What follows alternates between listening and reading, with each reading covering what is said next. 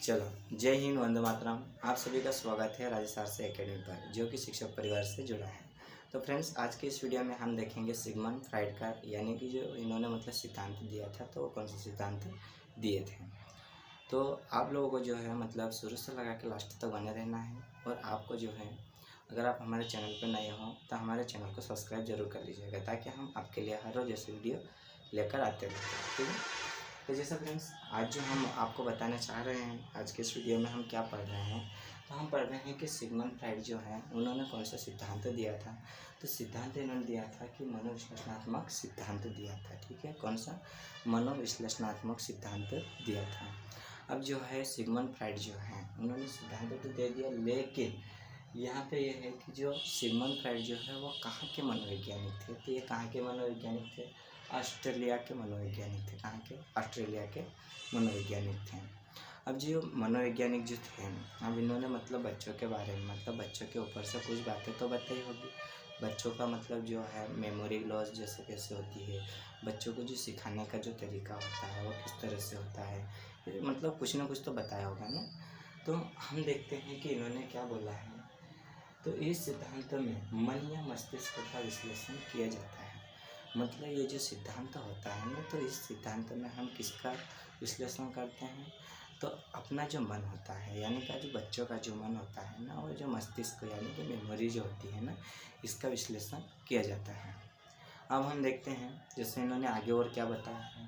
तो इन्होंने बताया है कि फ्राइड जो है व्यक्तित्व को 3 भागों में बांटा है। जो सिगमंड फ्राइड जो वैज्ञानिक है, उन्होंने व्यक्तित्व को कितने भागों में बांटा है? तो 3 भागों में बांटा है। कितने भागों में? 3 भागों में बांटा है। 3 भागों में कौन कौन से आते हैं? तो जैसे हम देखते हैं, पहला जो हमारा होता है आईडी यानी कि ईदम। कौन सा होता है? आईडी यानी कि ईदम। अब जो ईदम है, तो ईदम का इन्होंने ईदम में क्या बताया है बच्चों के ऊपर से, तो ये सारी चीज़ें हम समझते हैं। तो देखिए, इसमें व्यक्ति की शारीरिक और मूल आवश्यकताओं, जैसे व्यक्ति की जो शारीरिक आवश्यकता होती है ना, तो उनको कैसे, जैसे कि हम देखते हैं एग्जांपल के तौर पे, जैसे व्यक्ति को भूख लगना, ये क्या है? शारीरिक आवश्यकता है। प्यास लगना, ये क्या है? शारीरिक आवश्यकता है। और इसमें जो होता है ना एग्जाम्पल, जैसे सेक्स करना, तो ये भी क्या है? शारीरिक, शरीर की आवश्यकता होती है। ऐसा नहीं होता है कि इसको जो होता है ना माइंड की नहीं आवश्यकता होती है, ये किसको आवश्यकता होती है? शरीर को। जैसे अगर कोई से व्यक्ति को भूख लगेगी तो वो खाना खाएगा, तो वो क्या माइंड के लिए खाना खाएगा? ऐसा नहीं, उसके शरीर को स्वस्थ तंदुरुस्त रखने के लिए वो खाना खाएगा, पानी पिएगा, है ना। तो हम ये जो है आदि को क्या करते हैं? सर्टिफाइड करना होता है।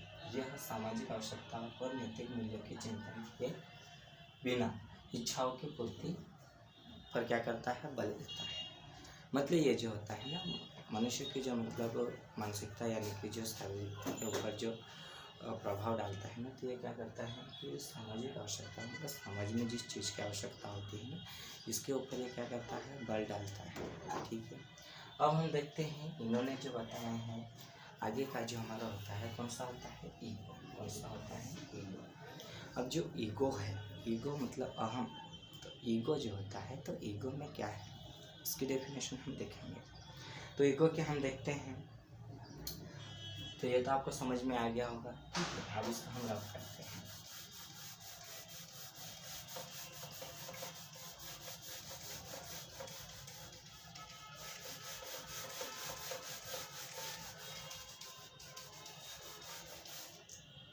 देखो अभी, अब हम देख रहे हैं सेकेंड वाला पॉइंट जो हमारा होता है, कौन सा होता है? ईगो। ईगो यानी कि अहम। कौन सा होता है? अहम। अब जो अहम होता है, तो ये क्या है? यह आवश्यकताओं और इच्छाओं की संतुष्टि योजना का निर्माण करता है। क्या करता है? अपनी इच्छाओं को, इसका इच्छाओं और आवश्यकताओं को, और आवश्यकताओं की क्या करता है? ये योजनाओं का क्या करता है? निर्माण करता है। जैसे हम हमको किसी चीज़ की आवश्यकता होती है ना, तो हम क्यों क्या होता है कि जो हमारी जो सोच होती है, हमारी जो इच्छा होती है, तो उसका जो निर्माण होता है वो कहाँ पर होता है? मेमोरी में, यानी कि माइंड में होता है। ठीक है। अब आगे ये क्या कहते हैं, तो ज़रा ध्यान से देखिए आगे इनका क्या कहना है। तो हम देखते हैं कि आगे जो होता है क्या है यानी जिस व्यक्ति के अंदर सुपर ईगो ज़्यादा होगा वह बुरे काम में उतना ही ज़्यादा क्या हो जाएगा, उत्साह हो जाएगा।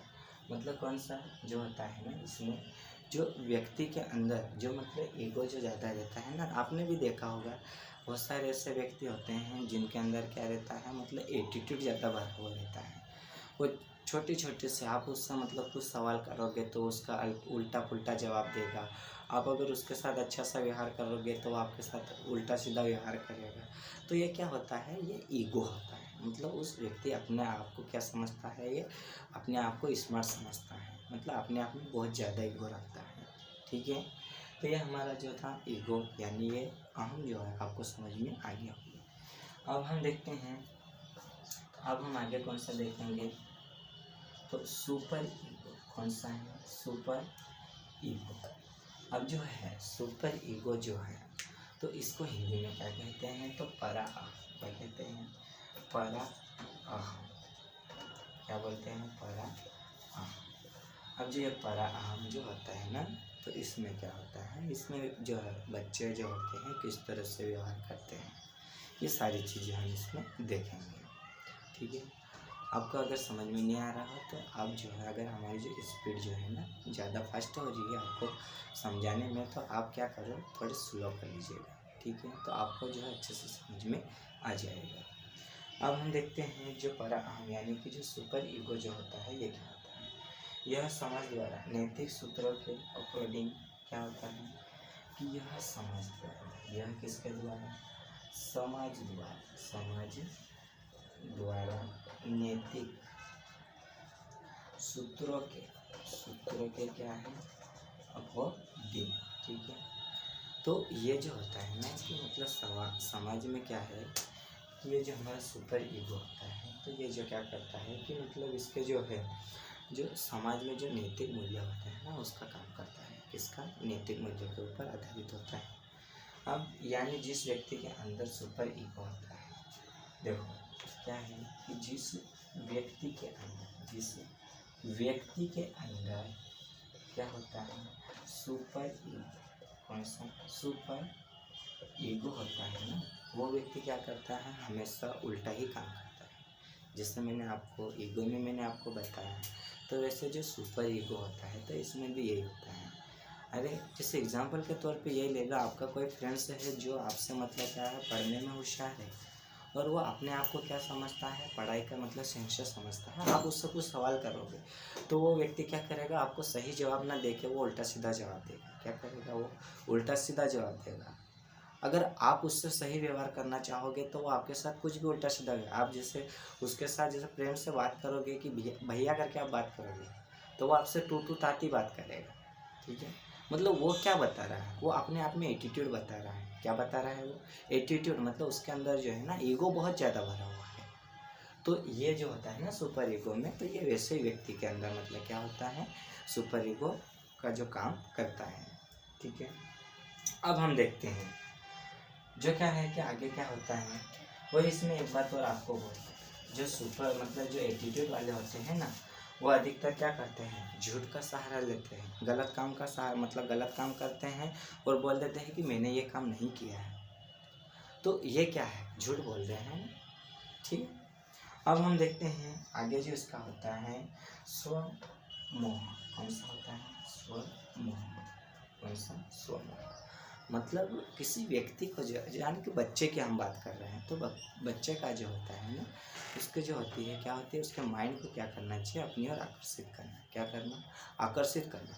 और आकर्षित करने के लिए हम क्या करेंगे, बच्चों के साथ, बच्चा जिस तरह से अपने साथ मतलब अपने साथ रहना पसंद करेगा या जिस तरह से व्यवहार करेगा, वैसे हम क्या करेंगे, बच्चे के साथ भी वैसा ही व्यवहार करेंगे। ठीक है, तो फ्रेंड्स आपको क्लास कैसी लगी आप कमेंट करके बताइएगा।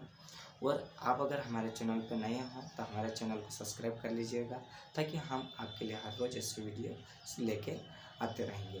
ठीक है, तो आज की क्लास को हम यहीं समाप्त करते हैं। आज का जो वीडियो है हमने केवल इसीलिए आपको मतलब आपके साथ बना के शेयर करें, जो सिगमंड फ्राइड जो है ना, उन्होंने कौन सा सिद्धांत दिया था, उन्होंने बच्चों के ऊपर क्या मतलब बात कही है, ये सारी चीज़ें जानने के लिए आज के वीडियो को हमने तैयार किया है। ठीक है, तो आज के इस वीडियो को हम यहीं समाप्त करते हैं और एक बार और आपको बोल दें कि अगर आप हमारे चैनल पर नए हों तो हमारे चैनल को सब्सक्राइब कर लीजिएगा और अपने प्यारे भाई बहन में शेयर कर दीजिएगा, ठीक है, ताकि उनको भी पढ़ने का मौका मिल सके।